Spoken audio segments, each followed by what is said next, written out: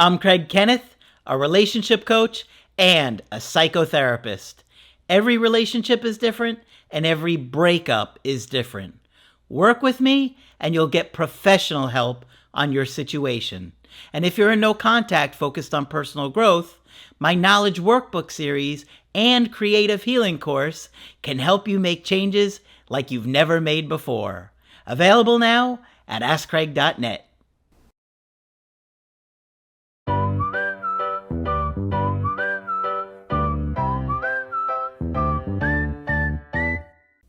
Hi there, I'm Coach Craig Kenneth. And I'm Coach Victoria. And in this video, we're going to be talking to you about everyone else's ex is coming back, but where's mine? It's not fair. It's not fair. Fair. And I know you guys are thinking it and feeling it when you're watching videos, when you're seeing people's ex come back. I put out a video on the Coach Craig Kenneth Show channel today that I don't know if you remember this guy. He was one of our callers that his ex came back 7 to 8 times, he said. Wow. And he kept ignoring her. I remember. And he kept ignoring People her. are probably listening to that like, I'm begging for one. Yeah, the comments are like, I can't even believe this. Some people are dying for one reach out. That's why we say don't ignore your ex, right? And he ignored her 7, 8 times. Yeah. If you ignore your ex, you're taking a major risk that they won't come back. We don't want you to get breadcrumbed, but we also don't want you to miss out on an opportunity because what they say may not feel significant enough for them or for you to reply to them. But it does bring up a good point of why do some exes come back, but some don't. And it does make you feel like things are unfair. It makes you question, what is it? What do they have that I don't have? How are they able to make it work? How was their relationship different? And we do see that many people tend to compare their situations with others. And we do have a lot of content out there for you to try to find it relatable to your situation. Obviously, it's hard for us to have very specific videos on every single situation because there's so much complexity to each breakup. Sure. But when we do that, when we're trying to compare, we're really trying to calculate. Well, okay, they said their ex had brown hair and my ex had brown hair. Maybe it'll turn out the same way, right? It's our anxious mind's way of trying to find an answer, of trying to feel like we have something concrete to work with. And a lot of times our comparisons, because we don't know the intricacies of another person's relationship, we can't make that conclusion. Yeah. I mean, I've seen many situations where it looked pretty hopeless. I mean, where serious things had gone on, including like getting restraining orders and things of that nature, and the ex comes back and they have another chance. Then there are some people that were really good partners and they don't get another chance. So it can be really unpredictable, and we understand how hard that is. And of course, we try to assess that when we're doing coachings with you, because many of you guys want to know, well, what are the chances? And so, a lot of times we'll take the information that we have, we'll think, like objectively about other situations that might be similar or a gut instinct in a lot of situations, and give you a time frame. People want a time frame. We can only do the best that we can based on what information you give us and what we have seen historically, And while there is a great deal of uncertainty with life, there are some things that are somewhat predictable, right? Like we can try to put ourselves in the best position for success. It's something we talk about all the time.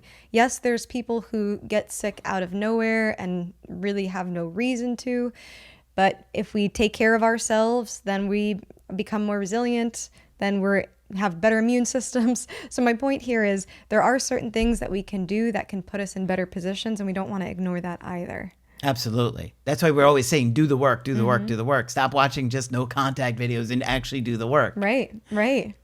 And we're big believers in the importance of talking things through, talk therapy, sharing your story. So we love that people are very eager to talk about their situation in the comments. We encourage that even. This is just to be mindful of how we're comparing our situations and having that hope and expectation that it's going to turn out exactly like someone else's is. Talking about it is so important. Therapy works. And Margaret would talk to me about that for years, about how the therapy process works and really does help us heal. and we want to put words to things. That's why, we came up with the creative healing course and the workbooks. You're putting words to things. It's therapeutic. You're healing it. You're looking at it. You're exploring it. And not only that, we're trying to educate you, learning new skills, learning the process, doing the story of your life activity. All of that is very therapeutic, and it makes you feel more enlightened. And when you feel more enlightened, you don't feel like life is so out of control. You kind of feel like, oh, I understand why I'm doing this, or why other people are doing what they're doing, or my partners are doing. Mm-hmm. Exactly. We really do think that there is a power in sharing your story to trusted individuals and having that kind of rapport. We know that many of you are anxious. I was going to say some of you, but then I was like, let's be real. Many of us out here, we're very anxious. Mm-hmm. And so when we are exposed to attachment theory and we're learning all of these things and hearing other people's stories, our anxious mind likes to analyze, right? So we can get ourselves into a situation where we are overanalyzing, jumping to conclusions and not taking the insight for what it is, right? Yeah. So just something to be mindful of. Yeah, and you're going to see a lot of people that are in the comment section. You have to remember that those people are hurting. They're hurting. They're going through a breakup as well. They're sad. They're angry. They may feel therapeutic in their process of saying, terrible things or insulting the other gender.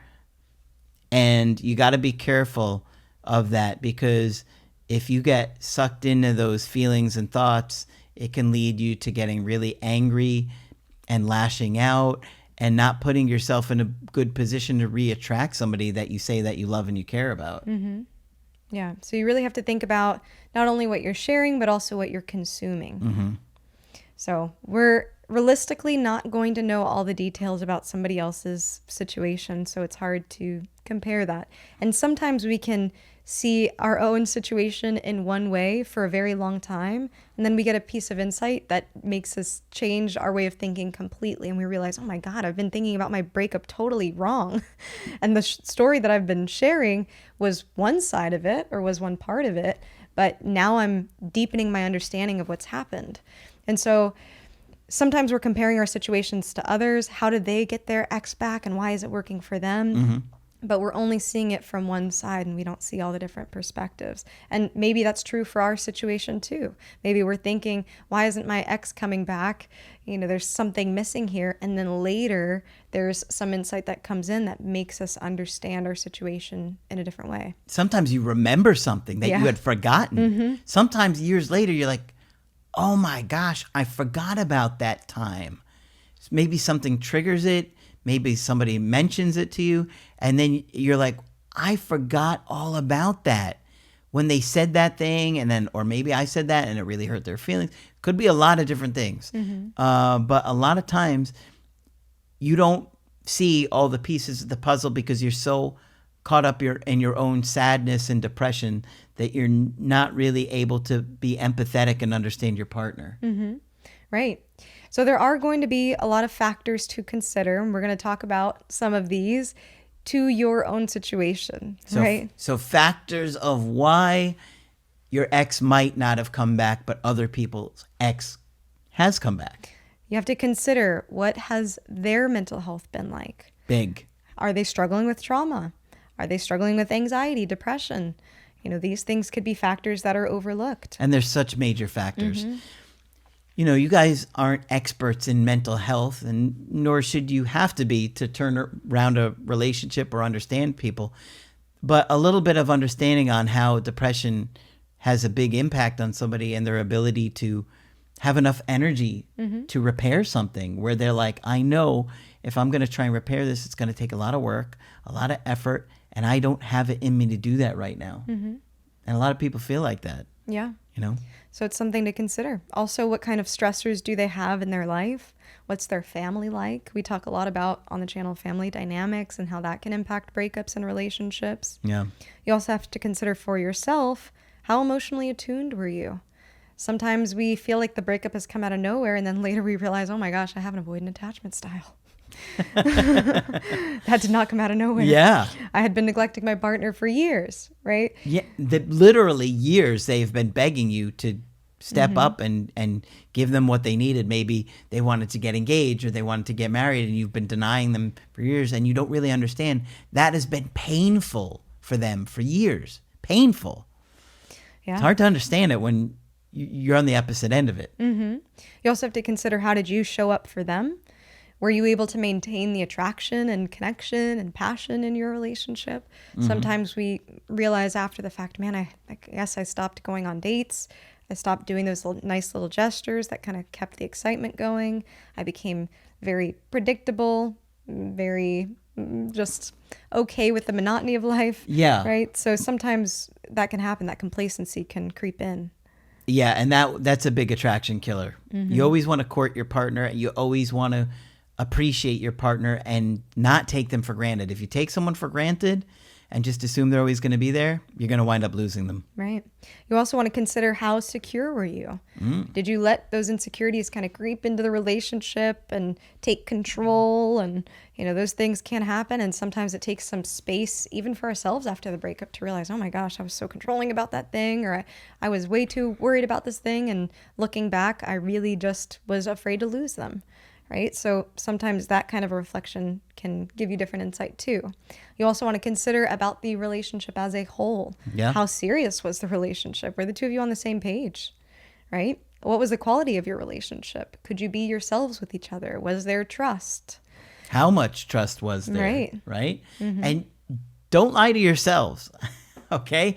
I had a guy that I did a coaching with recently. He kept lying to himself. He kept perpetuating this one particular lie so often that he was like believing it. And I'm like, why are you lying? I could tell you're not being honest with yourself. And eventually he admitted he was lying to himself, and he had been lying to his girlfriend for so long about a particular incident that he felt he had to continue lying to himself. It's almost like he was stuck in the dynamic of him and her in that lie, and he had to keep it going. But he had to keep believing it too, when it was clear to me, you're not being honest with yourself. And in fact, we did coachings a few days apart, and he denied it vehemently the first coaching, right? And I'm like, I think there's more to this than what you're telling me. And he finally admitted it was true. Yeah. Sometimes where we have that most resistance is really where the core issues are. So, and what I kept trying to get him to see is like, look, I just met you, and I can see you're lying. I can see you're being dishonest about this event. If I know that, she knows that. She may not come out and keep saying it because you thought about it 500 times, but she knows it as well. So you got to figure that out. You got to work through that. Yeah. Yeah. So, but that's going to be a major impact on whether or not she comes back. And again, if she comes back and he keeps the lie up, it's just going to be like this. It's still going to feel the same. Right. I know we talk about sometimes how relationships are a mirror. Breakups are also a mirror.